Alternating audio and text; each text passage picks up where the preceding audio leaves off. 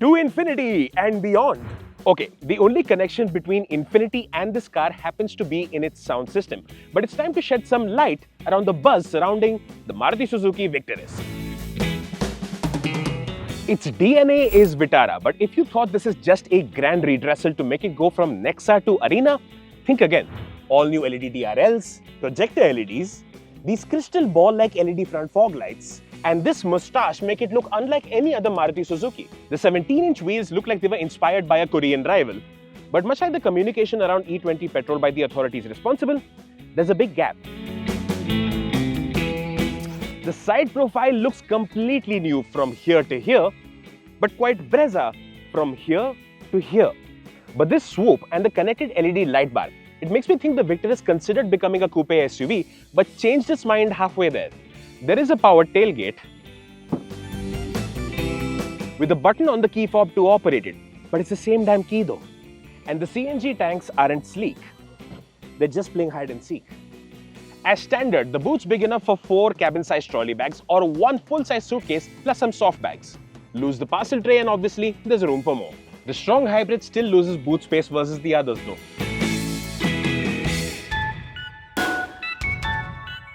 And once we're in, it's a whole world of new. All new dashboard design with 64 colors of ambient lighting.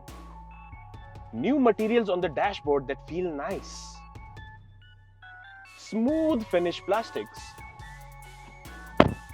And a bit more thud in the doors. Richest in the segment though, not quite. Colors, all black in the hybrid, black and white in the others. New steering wheel with piano black. Rake and reach. New 10-inch touchscreen with a less cluttered display. CarPlay and Auto, yep, wireless. As is this phone charger. New digital instrument cluster. Good resolution and fluid to use. New branded 8-speaker sound system. Better than any Maruti Suzuki yet. Gets loud with controlled distortion. No manual equalizer settings though, just some presets to choose from. And unless you're streaming lossless or Dolby purpose-built audio, the speakers do miss out on a fair bit of their Dolbosity.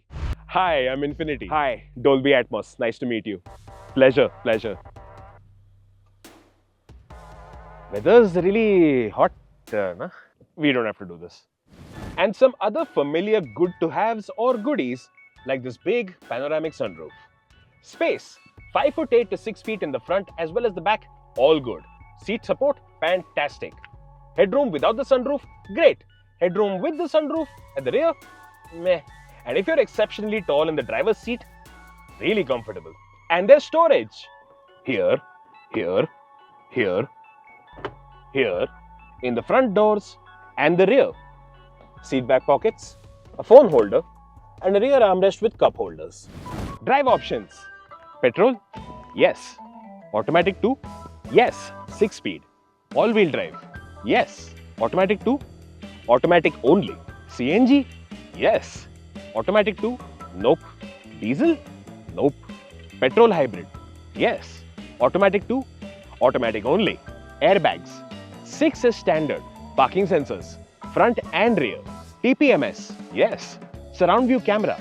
Yes. Pretty good quality too. Bharat NCAP? Yes. 5 stars. Global NCAP? Yes. 5 stars. ADAS? Yes, the first ever Maruti Suzuki to get it. Across the range? Nope, only the mild hybrid petrol automatic 6-speed. What? Yeah, the hybrid costs more but still does not get ADAS. Totally makes sense. Does it work though?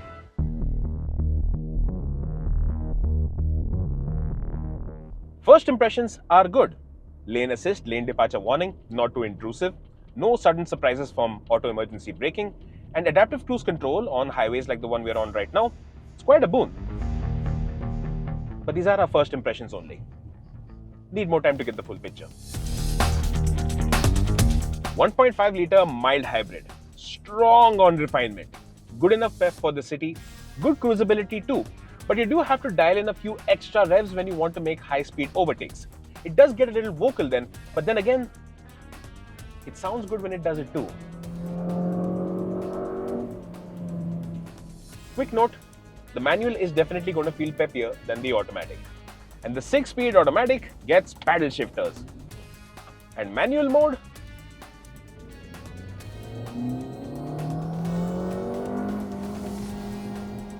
really means manual mode. Auto start stops a bit too trigger happy though.